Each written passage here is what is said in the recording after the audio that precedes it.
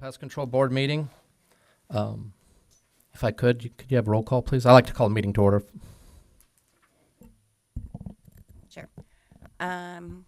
Curtis Good, Here. Ronna Brand, here. Naresh Dagall, here. Mike Duran, Present. and Darren Van Steenwyk. Present.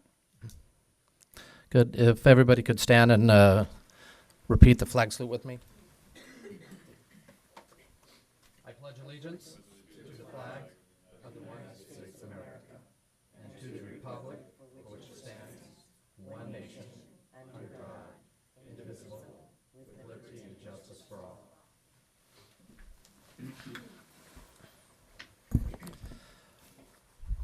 First, let me welcome Mr.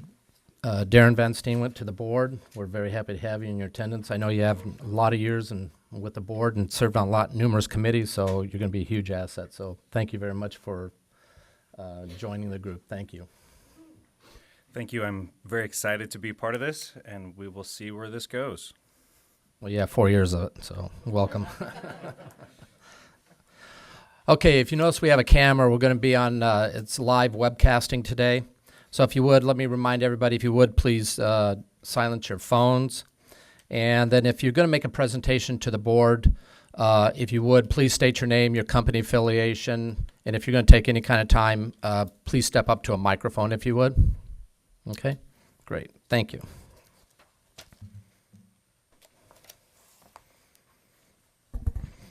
Okay, at this time, is there any public comments for items that are not on the agenda? Yes, Jim. And if you would, please step forward.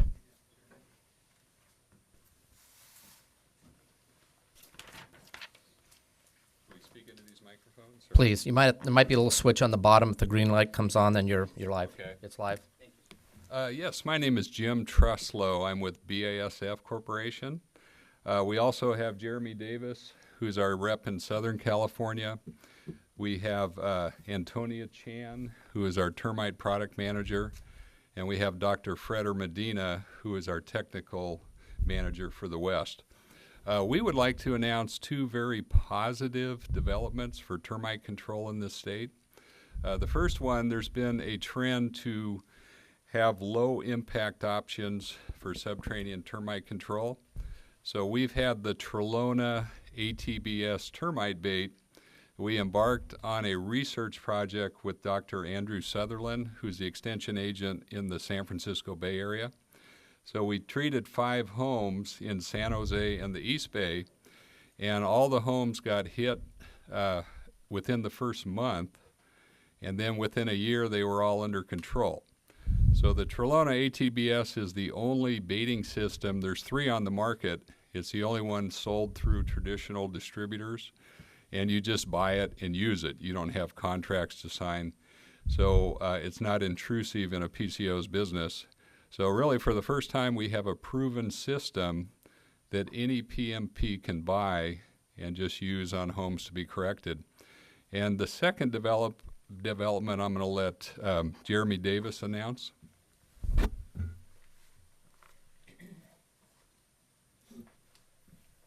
Good morning. Jeremy Davis with BASF.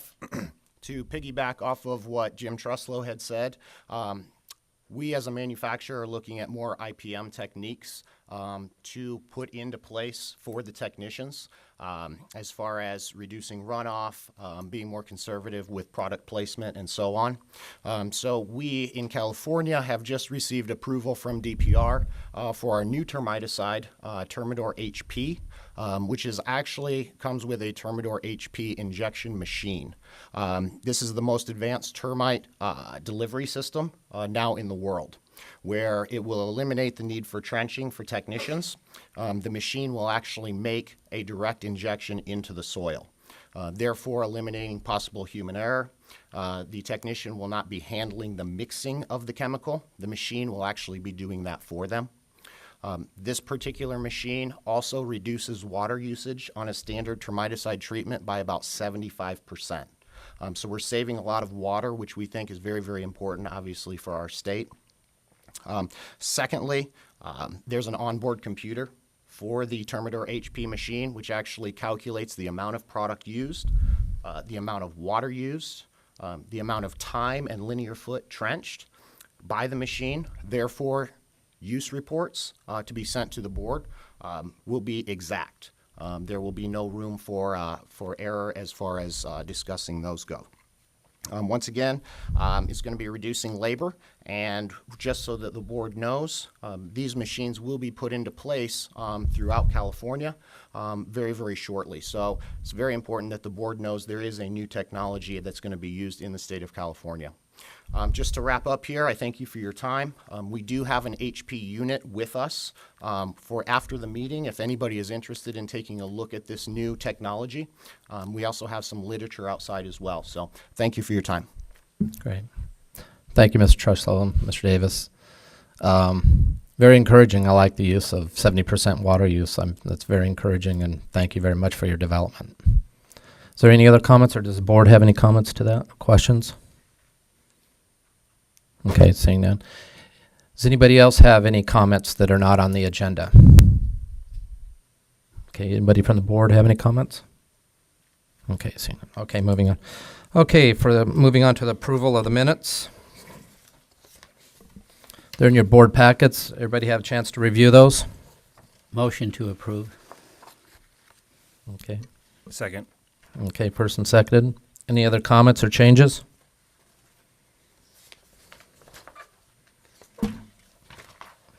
Okay, seeing none. Anybody from the public have any comments? Okay. All those in favor of the motion, please by stating aye. Aye. I would, You don't need approval. we would probably, I would recommend a roll call vote. Roll call? Okay.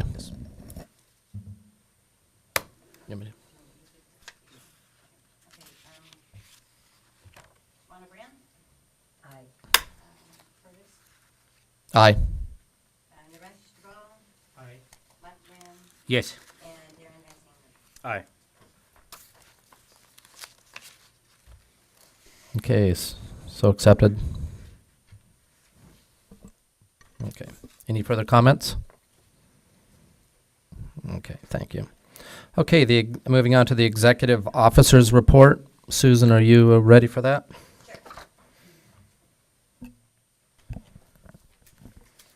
Okay, I have quite a bit to report on today. Let me start with your licensing statistics, and survey results are in your board packages. If you have questions, let me know. The passing rates look good. They do. They've improved dramatically. They have over the last year. They're pretty stable now, but yeah, they have dramatically improved since last year. The only thing I really wanted to point out as far as the statistics are in your board packages, as far as these are the statistics from May of 2016. The June numbers actually even came in higher, not as far as exam passing rates, but for example, on our field rep desk in May, Janine issued 184 field rep licenses. In June, she issued over 300. For Kibbe issuing applicator licenses, May was 162. June, she issued 155. So we have been extremely, extremely busy. Not to mention that, of course, June is renewal season. But I'll get to all of that, too. Moving on, as far as the agenda, my next topic is the CAC training. CAC training in Southern California was conducted April 19th to April 21st in Irvine. We had 3 staff members internally that attended the training session who had not attended before. They thought it was very beneficial. We also had 7 of our 8 specialists were in Southern California assisting DPR with that CAC training, along with, of course, Kathy Boyle was there and very instrumental, as she usually is at the CAC training. The CAC training for Northern California has already been planned for October this year. Northern is going to be at the same location in Dublin, and it's scheduled for October 25th to 27th. We actually have in the audience Parissa. Parissa, want to stand up and introduce yourself?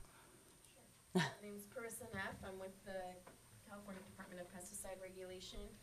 I am a senior environmental scientist supervisor, it's a mouthful, and I work very closely with Roberta.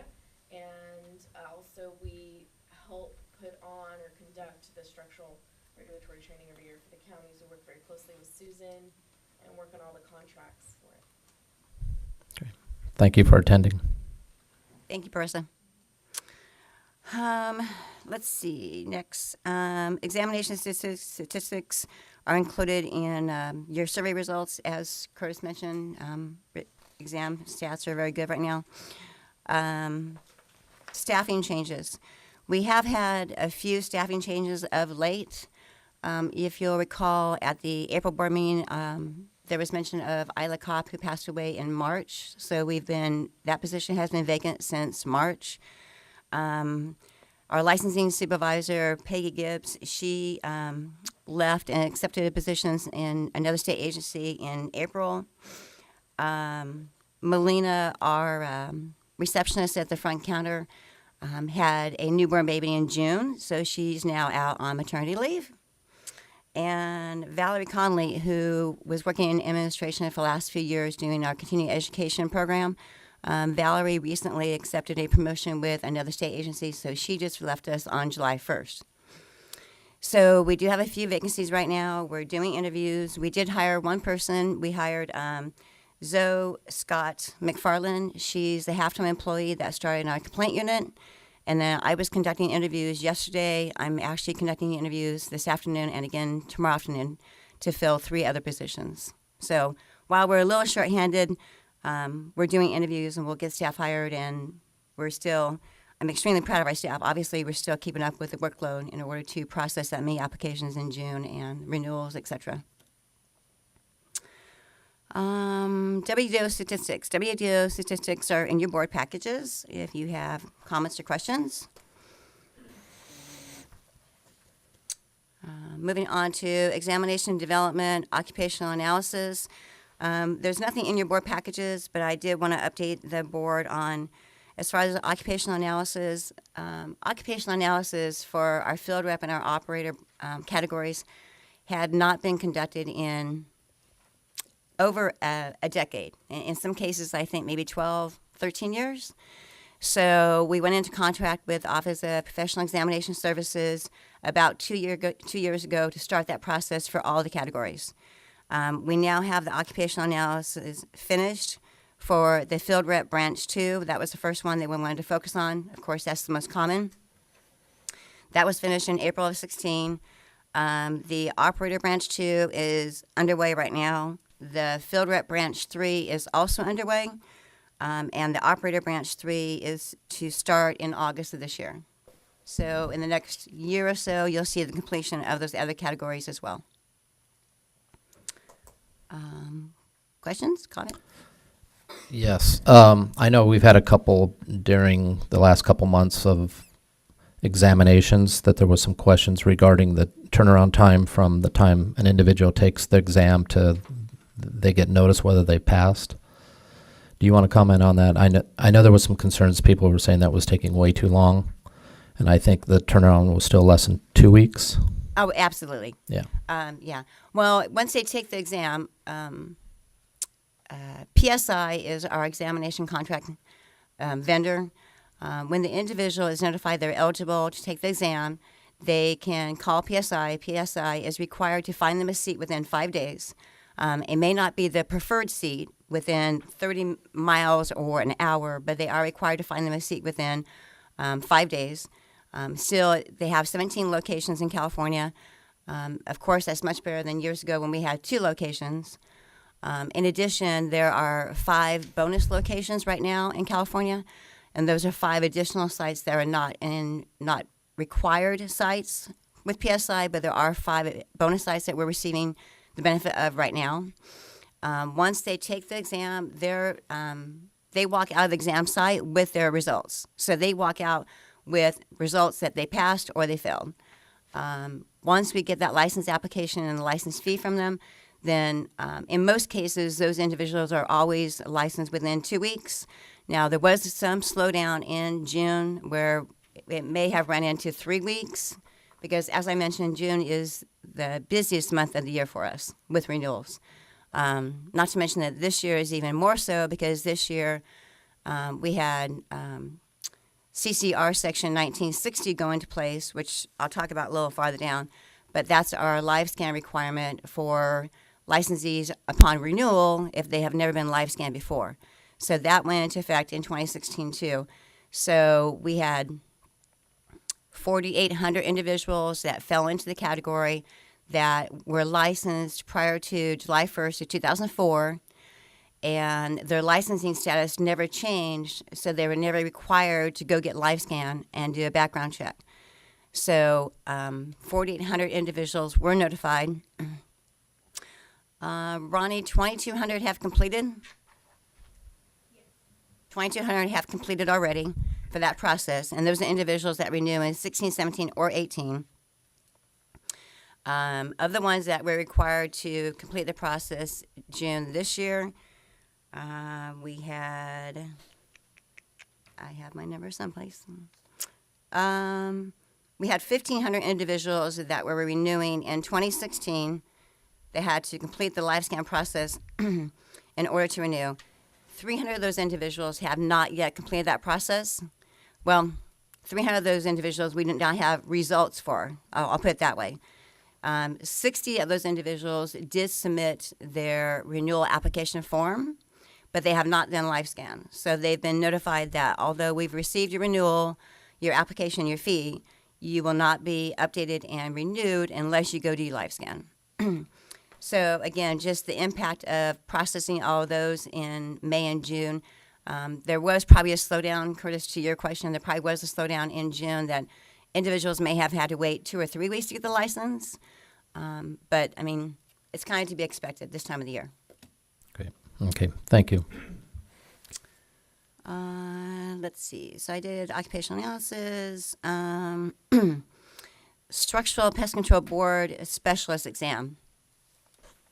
So in order to be hired into state government as far as the specialists or investigators in the field, those individuals have to apply to take an exam and be scored and be put on a list.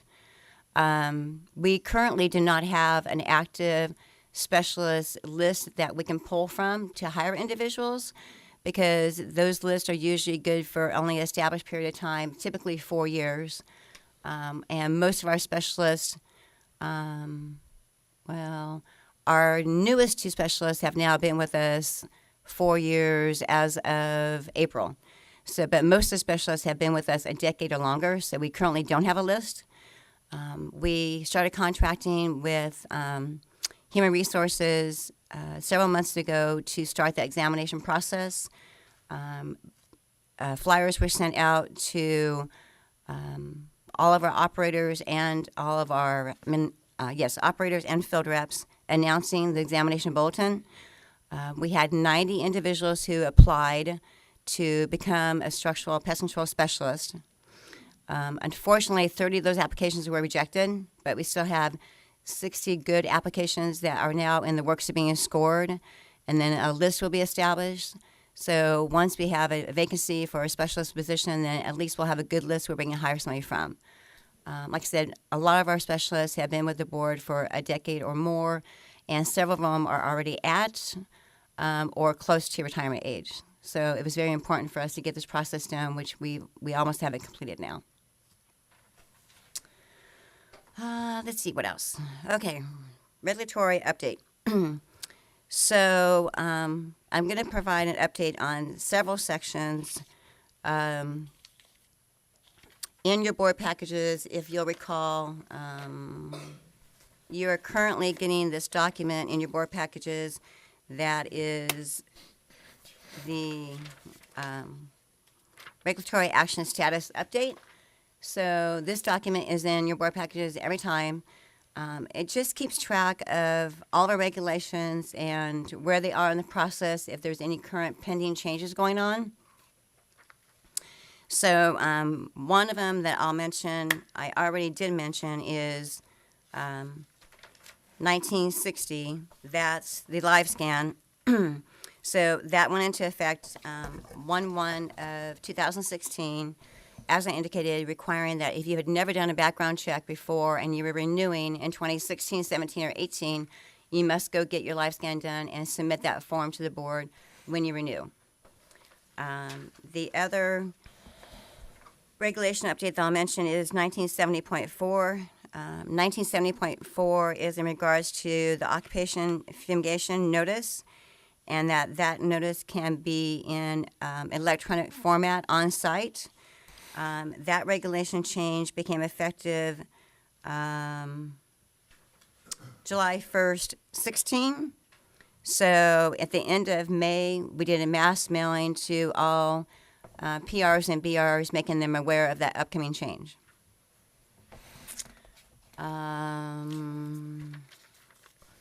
Next ones that I should bring to your attention.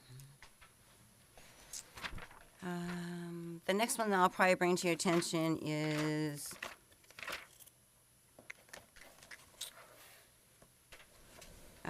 page 5 and 6 of your regulatory status update documentation. 1936, 1936.1, and 1936.2 are our forms. Those are the forms we use for field rep and operator license form, the applicant license form, and our company registration form. July of 2015, we had a board meeting. Board members, you directed me to start the rulemaking process to update those forms and regulation. We started that process. It was recently brought to our attention that we needed to do a 15-day modified text for those 4 forms. The reason why that was needed is because the form originally only had the option for an individual to put their driver's license number, and legal wanted us to add the option for the individual to list their California driver's license, California ID number if they did not have a California driver's license. So we recently did a 15-day modified text. We sent that out. There was the comment period of 15 days ended. There was no comments from individuals, written or otherwise. So I think Fred wants to address how we're going to handle this as far as the 15-day modified text. Mr. Good, just currently right now, there is no, I've looked at the minutes and there's been no authority given to to Ms. Saylor as to proceed with making any type of non-substantive and technical changes. And it's my recommendation at this point, the board does grant her that authority in Okay, order so to proceed. we need a motion. Right, that's correct. Okay. I'll make a motion. Second. Okay, we got a first and second. Okay, is everybody clear on this, or do we need any further clarity? Maybe discussion to the public as well. Okay, I will. I just want to make sure the board was clear on what we're doing here. Okay, any public comment on this? Okay, seeing none. Okay, do you want a roll call vote on this, or? Okay, Susan? Curtis Good, Yes. Rhonda Brandt, Naresh Gall, Darren Van Steenwyk, Yes. and Mike Duran. Yes. Okay. So approved. Okay, Okay, thank you very much. great. We now will go ahead and Dave will go ahead and finish that rulemaking package and get that finalized with the Office of Administrative Law. It is very important that we get this done because like I said, some of the forms have not been changed with the Office of Administrative Law for, I don't know, Dave, 2 decades. Some of the forms are not even the correct form, so this really is a huge project that Dave spent numerous hours and hours and hours on. Well, and Ronnie did too, as far as the forms, but we're almost finished. Oh, just for clarification, the motion was to grant the executive officer the power to make non-substantive and technical changes to the regulation concerning the forms. Correct. Thank you very much. And Dave, will you be able to have that for our October meeting? Well, it has to be reviewed by budgets still, and then it has to go to agency. Each of those have 30 days. Deputy Well- laws, administrative law, they also have 30 days to review. It'll tight around then, but we should know what the resolution will be by then. So. Okay. If not, at least the latest by December then, The January meeting. or January. Yeah, that'd be kind of our drop dead date to move forward Well, for next year for, The forms regulation package, Dave, you'll probably be submitting that to OEL very, very soon now. I mean, we're like at the right last hurdle. As soon as Department of Finance and Okay. agencies sign off on it, yes. Okay. It doesn't have a real impact other than technically it needs to be done. As far as the forms that we're using, and all the forms that are in our Structural Pest Control Act are currently what's in place. I mean, so we don't have forms out there that are 20 years old with wrong information. What we're using in the office is what needs to be used. It's just technically we should get this done so that the right forms are in place in law as well. perfect, thank you. Let's see. I think I am about done. Legislative update. So in your board packages are 3 legislative bills where last year, well, let me back up. Most of you are familiar with the Act Review Committee. They started meeting 4 years ago. They made numerous recommendations to update our Structural Pest Control Act. I have been working at the Capitol to find authors each year to make some of those changes happen. Last year, you authorized me to go forward with all the recommendations from the Act Review Committee and to go find authors for as many of those sections as I could. So what we ended up with is 3 current bills for this session. And of course, I'll start that process again in January. AB 1874 is in your board package. That bill is our QM, I'm calling it our QM section. What that bill does is it changes the law to require a qualifying manager to be physically present at either the principal location or one of the branch office locations a minimum of 9 days in a 3 consecutive month period. So that bill got through the Assembly. It was actually, it got on the consent calendar, got out of Assembly, got to Senate. Right now it's on schedule to be heard on April 1st, most likely on consent calendar, but that's not guaranteed yet. The next bill on your board packages is AB 2529. That bill primarily is making changes to 8616.9. Those are some changes that the county agricultural commissioner's offices asked for, and I was able to get an author for those changes. So that bill is also right now set for hearing for August 1st, and it as well should be on consent calendar. The next bill on your board packages is SB 1039. SB 1039 is basically, there are numerous sections in SB 1039. That's the omnibus bill for the Senate. So I had submitted the rewrite to 8516 to the committee, and I have put in 8555. So 8516 did get picked up. The bill originally did have 8555, the board's exemption in it. However, that section got thrown out. We may sometime in the future try and get that section back in the bill.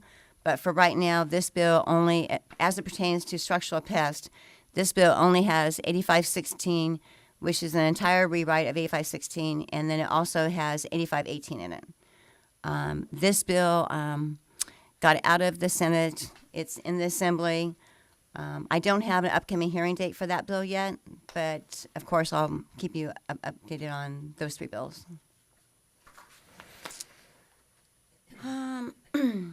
I think that's the last thing I have.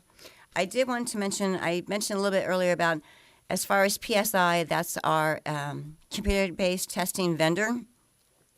Like I said, we have 17 locations in California. Right now we have 5 bonus locations. One of those bonus locations is Laguna Hills. And I don't know why this is happening, but we've had several complaints from PSI staff that the industry is being very rude to PSI staff at Laguna Hills. I don't know why that is, but I thought it was worthy for me to bring it up and mention it. Being that is a bonus location, they could turn us away, and then we would not have that flexibility. So I just want to mention it to the audience and to the board members. I'll bring that up at the Orange County meeting. Okay. We'll ask Okay. them to be polite. I was a little surprised, like I said, Yeah, but, that's- but it is a bonus location, so they could just turn us away. Okay, But that's interesting. Thank you. I don't have anything else to report. As I kind of mentioned, I have several staff members in the audience. Would all of you stand up, please? Come on, Ronnie, Melissa, Christina. And Dave. Pardon me? Oh, Dave. Dave, Kathy, Robert. It's been very, very busy the last few months, like I said. I'm extremely proud of all my staff. I mean, Robert and I have been sitting back at the back table, stuffing envelopes on mass mailings. Last week, I was processing renewal applications. So I just wanted to comment that I'm extremely proud of them, and you guys do a great job on a daily basis. Thank you. Yeah, thank you guys. From the board perspective, all of the comments have always been very positive in your handling of all situations. So thank you from a board's perspective. We appreciate what you do, and from an industry. Thank you. Okay, does anybody from the board have any additional questions for Susan? I do. So previously you talked about, or actually in the board packet under 1970.4, under the, because there's two sections to it. One of those being talking about the OFN, and the other one is just the pesticide disclosure notice. And it says, Act Review Committee recommend additional changes. Staff is preparing documents for that. I was just wondering if we can get a status on that, specifically enabling industry to communicate for Branch 2 and Branch 3 reports and pesticide disclosure notices electronically. Sure. So, sorry, Darren. Yes. Actually, Dave, can I defer to you? Where are we with that one? Yeah. So we just did the changes. They were approved July 1st. I was waiting a little while. Rather than turn around and hand it right back to OAL and have them ask, why didn't you do this when you just made these changes? So I'm going to have that prepared probably at the January meeting for you guys, or have the hearing at the January meeting. And from there, it'll be, a year. So like January 1st, 2017 probably is when an effective date, roughly. 2017 or 2018? 2018. Yeah, I'm sorry, 2018. Yeah. Okay. Yeah. Thank you. Okay, any public comments? Okay, moving on. Moving right through this agenda here, aren't we?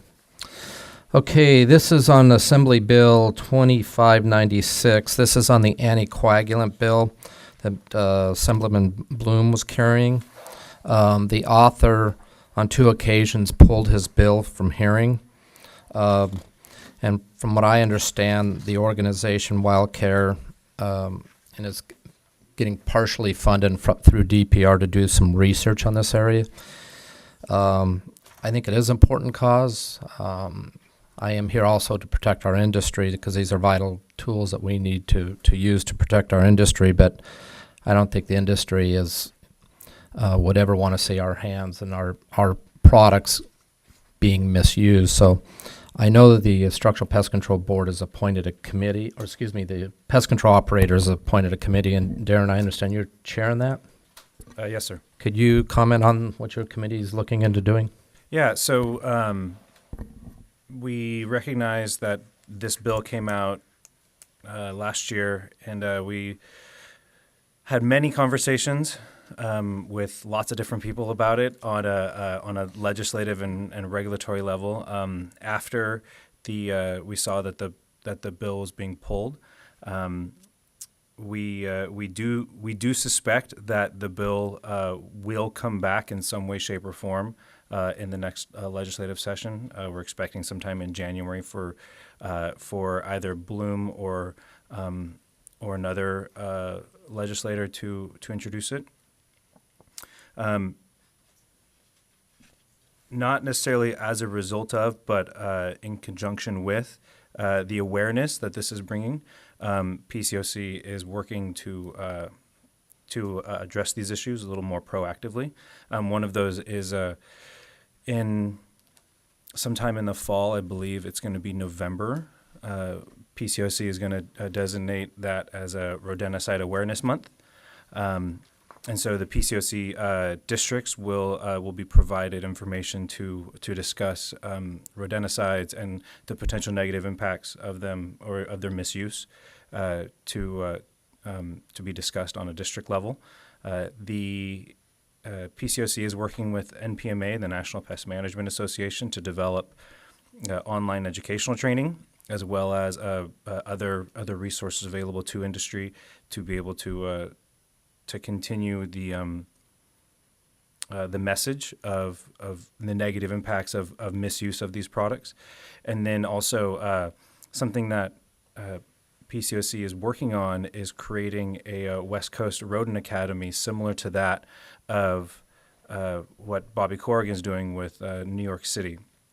And we're actually going to be having our first session of that sometime this fall, I believe, coming up in October. And so industry is working very much to try to address either the information or the misinformation or the lack of information about rodenticides and the potential negative impacts that they have. Okay, good. Any further comments? I see Mr. Steed. Thank you for attending. If I may call on you, have you been working with the author on this bill? I mean, it's totally dead this year. Several visits early in the year with the. Yeah.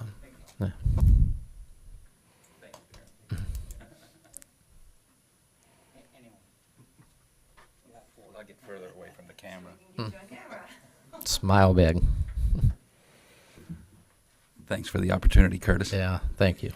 We had several opportunities to meet early in the year with the author's office and discuss possible common ground that the industry and, quite frankly, the food industry would have in making sure that these products are used in the most responsible way, protecting wildlife as much as we possibly could. And it seemed like the sponsors were unwilling to discuss anything other than a ban. And so we've kind of moved in two different directions as a coalition with PCOC and several other portions of the food industry, I'll call it, from ag, farm to fork. We're working on being proactive on our own stewardship, thinking of ways that we can make improvements, and we anticipate that the sponsors are probably going to come back early January of next year with another proposed ban. That's all the communication that we have so far. They're waiting on a second series of some studies completed by Fish and Wildlife. They're drawing on these as their reasoning for DPR's failure in regulating them, and so that the failure of the regulatory body is what they're using as the emphasis for legislative action. And so right now we're just sort of pulling our coalition closer together, working on our stewardship, and then, quite frankly, preparing to address questions about the effects of a ban, as Darren was talking about, come next January. It's almost certain we will see this again. Yeah, that's what I understand, yes. Yes, Mr. Naresh. It's Naresh Dugal. Just consider these things when you go back to the sponsor of the bill there, or author of the bill.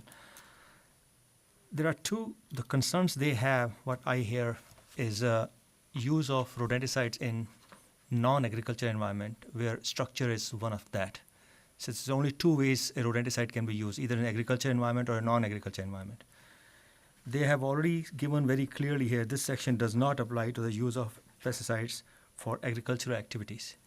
Now the non-agriculture environment, why your industry, because it is inclusive within it, that's why the ban is there. but the most indiscriminate use of rodenticide is in the non-agriculture environment, not necessarily in the structural environment that is part of it. So if structural needs are there, you can define certain boundaries, a 20 feet, 30 feet, or a 40 feet from the structure that is impacting the rodent, causing harm to the structures itself, or the food industry. Food industry, you mentioned, you call it basically a food processing plant, or a milling plant, or anything of that nature, or a restaurant, I call it. All these areas have certain boundaries. If those boundaries are protected, that you have invasion of rodents from outside or ingress of a large population, and you want to address by using rodenticides, you can add that component and protect your interests as a structural pest control industry. But the indiscriminate use of rodenticide in the wilderness, that is governed more or less active, is more out there by the Department of Agriculture themselves. So that's where the impacts are, and that's what the public is concerned about. So somehow, if this can be basically addressed to the author there, I think that will make a big difference. Your industry is going to be protected. At the same time, the concerns raised by the public, concerns raised by the science itself, can also be addressed. So the ban is not there, but the use of rodenticide is kind of made available somehow. Naresh, so if I can comment a couple things on that. One is on second generation anticoagulants, that limit is already set. That limit was actually set at 50 feet in the process of DPR making that specific class of chemistry a restricted use, and so your suggestion that has already been taken, has already been moved forward on second generation anticoagulants, which has been identified by Fish and Wildlife as one of the primary sources of this issue. And then the other thing is I'm totally blanking now. Well, let me just kind of pick up right there and say, bless you for thinking that progress could be made with dialogue, because that's exactly what we had thought and hoped for. And one of the things that's been most frustrating for us is that the sponsors are not interested in dialogue. Not any common ground is being discussed. And quite frankly, that's made it really tough for us to share in moving this forward. It's frustrated the process more than it's moved it forward. So we have been in constant contact with Mr. Bloom's office, and in fact remain with what I think is a very good relationship with staff, especially Guy on Mr. Bloom's staff, who's worked personally on this. He understands the efforts we want to make, the differences we think we can make right away, in addition to regulations that are happening. The frustrating thing is that the sponsors are not interested in dialogue. They've been very, very clear with that now for many, many months, and it's been very difficult for us because they have a single message, and that's a complete ban of rodenticides in the state.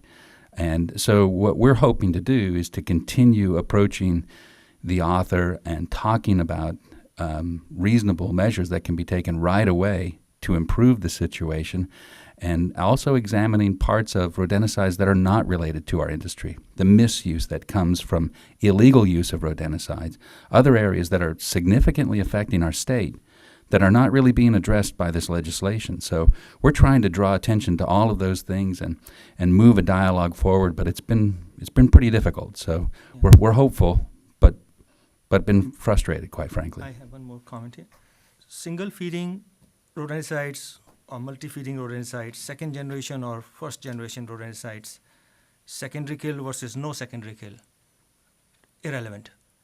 Question is how judiciously we can use, how prudent we are in using the rodenticides. And structural pest control industry, as I have practiced in the last 30 years, I think we are very prudent in using it, as long as we draw that limit in this to this author. If author is made aware of this thing, maybe the author is not educated enough. Author is just basically following the public interest. Author is just there because there is some outcry there. There's something is happening in the predator-prey relationship outside. And that we are not basically causing that. If we can highlight that somehow and include this thing in the bill, I think more dialogue with that group probably will help. And that's the only approach you can have. But saying they will continue the ban, because if they are not educated that structural pest control industry is not causing that impact, they will go for the ban. That is a normal thing of human tendency, is that When you're seeing such a big environmental impact out there, we need to acknowledge that. We need to first acknowledge that this environmental impact is there. It is there already. We are seeing like one after another, the species are just being wiped out and are being impacted. The question is, where is that impact coming from? The use is in non-agricultural areas, and non-agricultural areas include structurals. Somehow educate the author that structural pest control industry, the use in the environment is not exposing to that concerns they have. Well, I'm actually happy to report to you that we have a very good relationship with the author's office. The staff has been very open to our suggestions, very thoughtful in the perspectives that we've drawn their attention to. Their difficulty is in with their sponsors. That's when they take the information that we discuss and go back. They I think, that's one of the reasons why the bill is not moving forward yet, because the author pulled it, not the sponsor. And so it's our strategy to continue to try and move the dialogue forward. This is a tremendous discussion. There's a whole lot of details to consider when you're talking about the effect of rodenticides on the state of California in terms of public health and large sectors of the California economy, all the way from farm to fork. So it's a big discussion.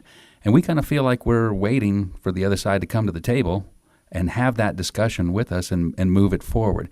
It hasn't happened yet, but we're there.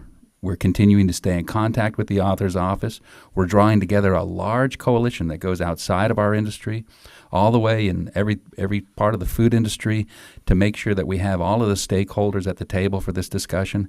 And I don't know of a single participant in our coalition that isn't ready to look at improvements that can be made. So I think we're there. We're just waiting, quite frankly, for the sponsor to join us in the dialogue. Thank you. Thank you, Mr. Steed. Appreciate I'm sorry to call on you at late notice like that, but thank you very much. Appreciate your input. No problem. Is there any additional comment from the public on this area? Yes, Baron.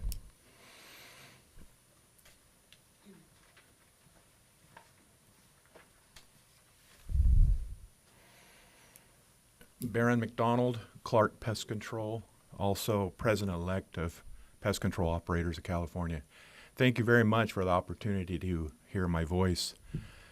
First of all, I'd like to back up just a minute and say also thank you for the examination help. The process that we've done the last couple of years has really helped tremendously in our businesses, and we appreciate it very, very much.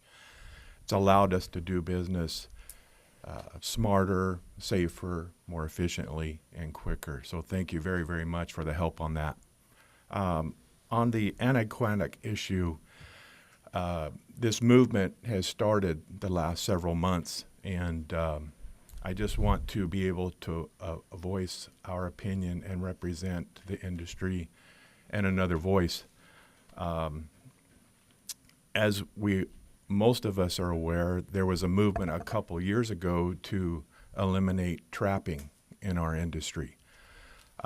If we are not able to use anticoagulant baits or any type of traps, we need to realize the consequences of the rodent explosion that would happen in this state, and the diseases that would happen, the destruction of property, the destruction of food, et cetera, et cetera. So, and as in every movement, sometimes there has to be common sense. And as Jim expressed earlier, if people aren't willing to listen to the other side of the argument or the other side of the discussion, then it makes it really hard to come to a general term. We are willing to adjust. We want to save the environment just as hard as anybody else. I mean, we love birds, animals, just like everybody else, and we want to operate responsibly. We don't want these baits to get in anywhere other than where they're designed to. So as a representative of our industry, I would just like to say to continue this dialogue, because it is going to grow. You are going to see more and more information. In our legislative meetings that we have annually in Sacramento, we've never, as far as I've remembered, had a protest from our meetings. And this last year, we had a protest on the street on this very issue. So it is an emotional issue, it is a volatile issue. When the pictures come out of animals that are sick from anticoagulants, it raises a lot of emotions. So all I ask is that we all continue this dialogue and we realize the consequences of what action might make for another. So thank you very much for the opportunity. Thank you, Ms. McDonald. Appreciate your comments regarding the testing and the work this board has done on all those aspects. I appreciate that. Any additional comments from the audience? Public comment? Yes, Jeremy. Jeremy Davis, BASF. Darren, I just wanted to make sure too, when you're looking at the rodenticide committee, the interesting thing there that the publishers of this bill had set is considering all of these rodenticides active ingredients as printed, such as bromethylene and cholecalciferol. So I think that it's important too that when we go back to the table that we look at other alternatives, that not all rodenticides are considered anticoagulants. They don't all have the same secondary poisoning effects as well. So there are all alternatives where you don't have to ban rodenticides in general. If you want to restrict the use of some others, such as the second generation anticoagulants, that's fine. But that doesn't mean it's a whole category as itself. So that's all I have. Thanks. Okay. Any additional questions or comments from the board? Okay, thank you. Okay, I think that closes that. Okay, moving on.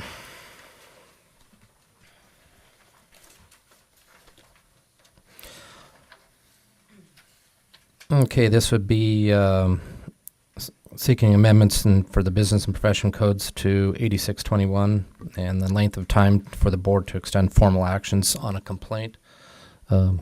Fred, you helping us on that one? Yes, Mr. Vice President, on the last board meeting, this issue was raised up where staff has requested the board to consider extending the time from the date the incident occurred and the date of the filing from 1 year to 18 months. And also at the last board meeting, there was also some comments as to maybe making further amendments to this section language-wise. And staff has reviewed it and has made additional changes. I've reviewed those changes, and I don't see any problem with them. The changes that are in our packet right Yes. here. Okay. I just have a question of clarity. In the statement, it says a matter involving fraud, gross negligence, or misrepresentation. Mm-hmm. Can you define gross negligence, please? It's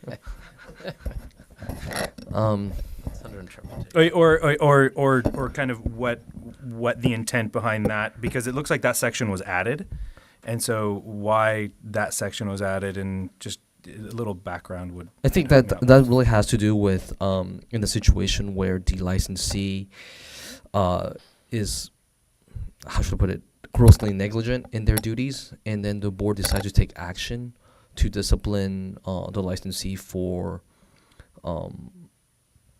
their actions. Because if gross negligence is not in there, the 4-year limitation will not apply to it. So, from my understanding, is that staff would like to extend the time for any matters involving gross negligence to 4 years. Okay. Yeah. Okay. Any additional comment from board members? I believe the involving fraud is intentional. Misrepresentation is intentional. Gross negligence is that you find somebody unintentionally but causing serious harm with this unintentional cases. Is that right?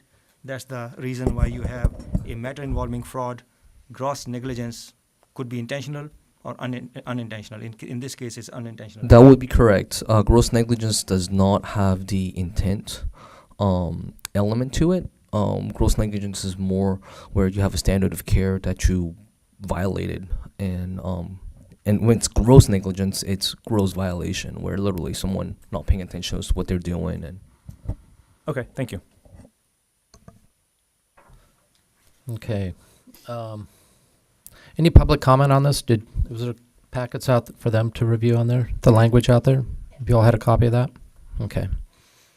Okay. I think we need a motion in this area. Make a motion.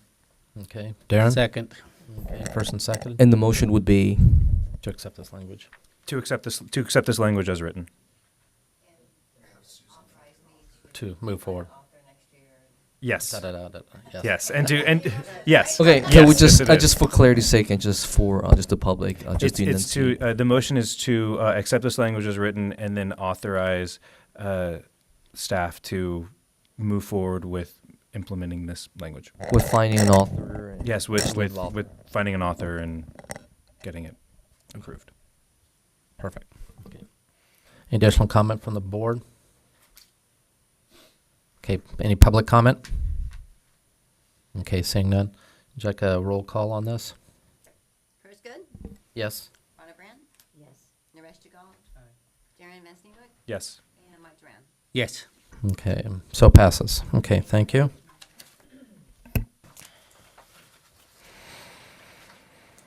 Okay, discussion possible board action on Title 16 of 1920 to update notification requirements pertaining to informal conferences. Susan, were you handling this one, please? Yeah. Okay. So part of 1920 gives board staff guidelines on after there's, a citation is issued, an informal conference can be requested in a timely fashion and be held. And then once an informal conference is held, then this section, which section? Well, it's near the end of 1920 on the second page. This section identifies how long the board staff has in order to issue a decision as the result of that informal conference. So it did read 10 days. We're just asking for the flexibility to change that from 10 days to 30 days just to give staff a little more time to get those decisions out. 10 days can be kind of tough if you have multiple informal conferences being held on one day. Then if you're up against a weekend or if you're up against a holiday, then there's 3 days gone. So 10 days wasn't a lot of time to get those decisions out to the licensees. So we're just asking to change it to 30 days.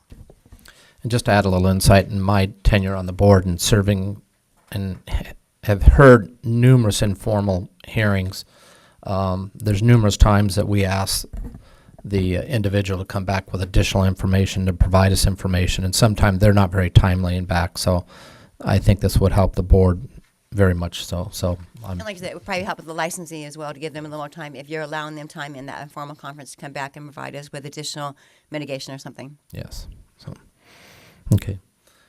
Any additional comments or questions from the board? Mr. President, I would make a motion to extend the notification requirements from 10 days to 30 days. Okay, so we got. Okay, we got first and seconded. Okay, any public comment on this? Okay, I'm sorry, what was the motion? motion's to accept this, extending it to 30 days, Okay. and And also then to, direct And to- staff, and to give, direct staff Go If- forward with the rulemaking. process.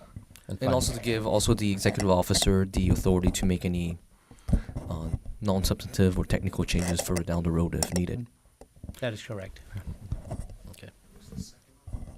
I would just like to remind the board to consider the fact that this isn't a notification. It is a period of time which the board's to act to prepare the decision. Right. Okay, Dave, did you get the second? yes. Rhonda. Ms. Brand?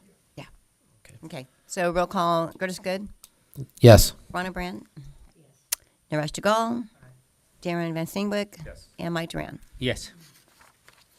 Thank you very much. Okay, so approved. Thank you, everyone.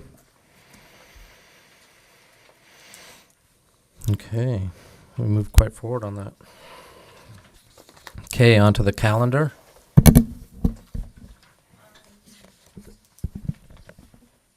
Okay, so your board calendars, upcoming meetings are in your board packages. For example, October is already set for October 12th and 13th. Here in Sacramento, if we need both days, then of course it'd be Wednesday, Thursday, or as in the case of today, just one day. Your next meeting is scheduled for January 11, 12, San Diego. San Diego.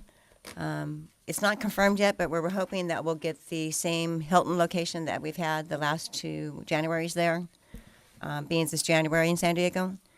The next meeting is already scheduled for April 2017, April 5th and 6th. And Here. question on that? Is that coinciding with the PCOC legislative days?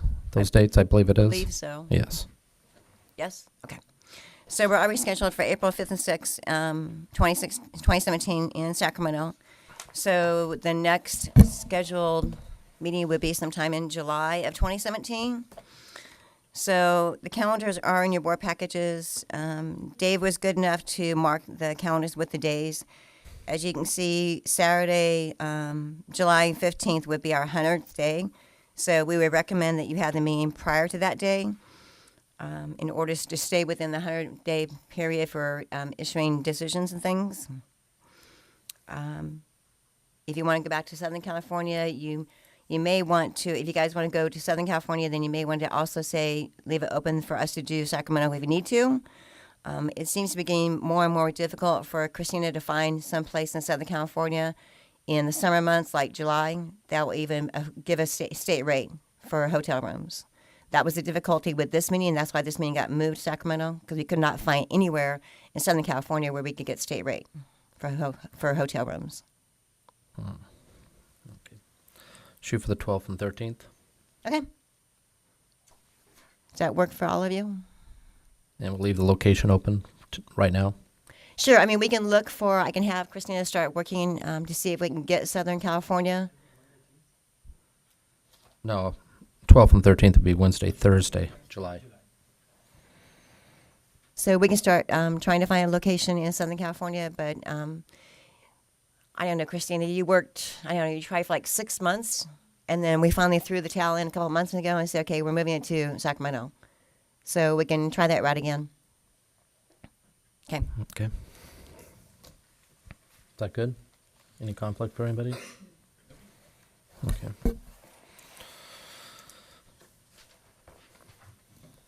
Okay, future agenda items.